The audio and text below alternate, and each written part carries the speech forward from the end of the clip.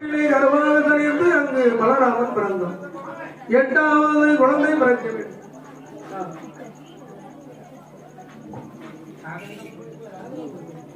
8வது குழந்தை பிறக்க வேண்டும்.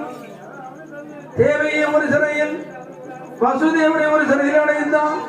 இப்படி இருக்கின்ற வேளையில் தேவாதி தேவர்கள் ஈசனுடைய இடத்திலே எம்பெருமான் மாயவனிடத்திலே முறையிட 8வது குழந்தையாக வசுதேவருக்கும் தேவி என்ற பெண்ணாளருக்கும் பிறந்தார். அதே நேரத்தில் ஆயர்வாடி பட்டணத்தில் அம்பலக்குணர் வரையான யசோதைக்கு ஒரு பெண் குழந்தை பிறந்தது. பிறந்த குழந்தை ஆனா பெண்ணா என்று தெரியாது. இரவோடு இரவாக இங்கே பிறந்த குழந்தையை அங்கே போட்டுவிட்டு அங்கே பிறந்த குழந்தையானது யமுனை நதி கடந்து தன்னுடைய தலையில் சுமந்து கொண்டு வருகிறார். அதே நேரத்தில் அடமழை பெய்ய யமுனையிலே வெள்ளம் கரை புரண்டு ஓட முன்னே வற்ற பெண்ணே பெருகி கொண்டு வருகிறது. அதே நேரத்தில் மலை துளியானது